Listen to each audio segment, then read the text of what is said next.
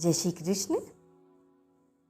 हन्त ते कथयिष्यामि दिव्याहात्मविभूतयः प्राधान्यतः कुरुश्रेष्ठ नास्त्यन्तो विस्तरस्य मे।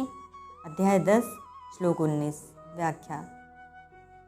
हन्त ते कथयिष्यामि दिव्याहात्म विभूतियः।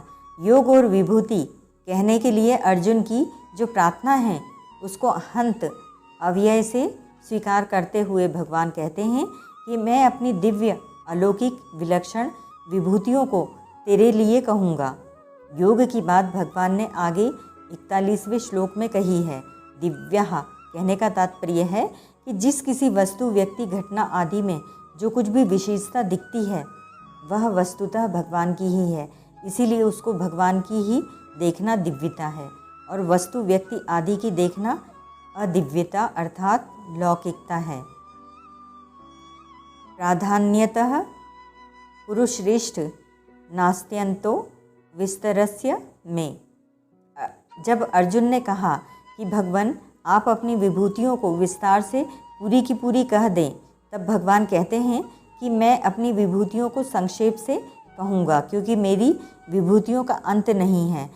पर आगे 11वें अध्याय में जब अर्जुन बड़े संकोच से कहते हैं कि मैं आपका विश्व रूप देखना चाहता हूँ, अगर मेरे द्वारा वह रूप देखा जाना शक्य है तो दिखा दीजिए, तब भगवान कहते हैं पश्चिमे पार्थ रूपाणी 11:5 अर्थात तू मेरे रूपों को देख ले। रूपों में कितने रूप, क्या 2-4? नहीं, सैकड़ों हजारों रूपों को देख। इस प्रकार यहाँ अर्जुन की विस्तार से विभूतियाँ कहने की प्रार्थना सुनकर भगवान संक्षेप से विभूतियाँ सुनने के लिए कहते हैं और वहाँ अर्जुन की एक रूप दिखाने की प्रार्थना सुनकर भगवान सैकड़ों हजारों रूप देखने के लिए कहते हैं। यह एक बड़े आश्चर्य की बात है कि सुनने में तो आदमी बहुत सुन सकता है पर उतना नेत्रों से देख नहीं सकता, क्योंकि देखने की शक्ति कानों की अपेक्षा सीमित होती है। फिर भी जब अर्जुन ने संपूर्ण विभूतियों को सुनने में अपनी सामर्थ्य बताई तो भगवान ने संक्षेप से सुनने के लिए कहा, और जब अर्जुन ने एक रूप को देखने में नम्रतापूर्वक अपनी असमर्थता प्रकट की तो भगवान ने अनेक रूप देखने के लिए कहा। इसका कारण यह है कि गीता में अर्जुन का भगवद विषय ज्ञान उत्तरोत्तर बढ़ता जाता है।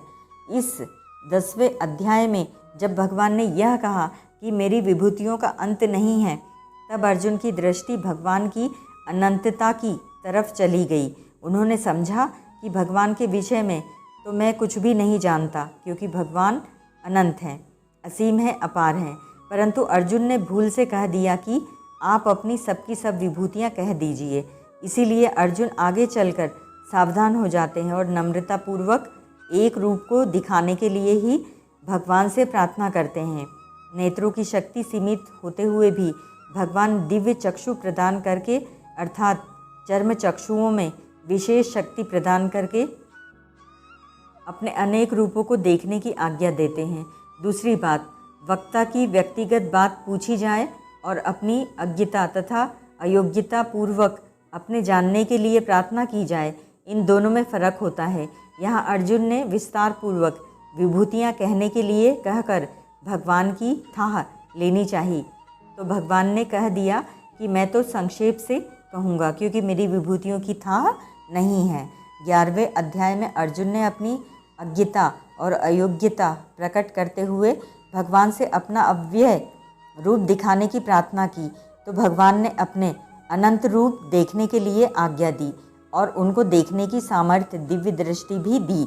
इसीलिए साधक को किंचन मात्र भी अपना आग्रह अहंकार न रखकर और अपनी सामर्थ्य बुद्धि न लगाकर केवल भगवान पर ही सर्वथा निर्भर हो जाना चाहिए, क्योंकि भगवान की निर्भरता से जो चीज़ मिलती है वह अपार मिलती है।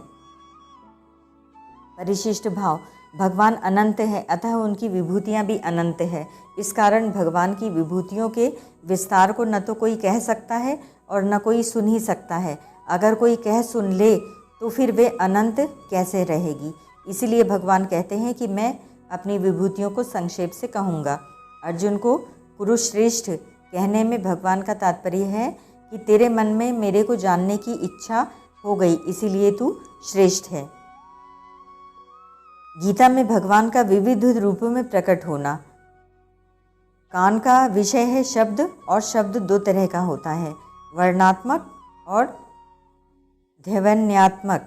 कान के द्वारा शब्दों को सुनकर हमें प्रत्यक्ष का भी ज्ञान होता है और अप्रत्यक्ष स्वर्ग नरक आदि का भी ज्ञान होता है। इसीलिए वेदांत प्रक्रिया श्रवण मनन निदिध्यासन आदि में श्रवण सबसे पहले आया है। ऐसे ही भक्ति में भी श्रवण कीर्तन स्मरण पाद सेवन आदि में श्रवण पहले आया है।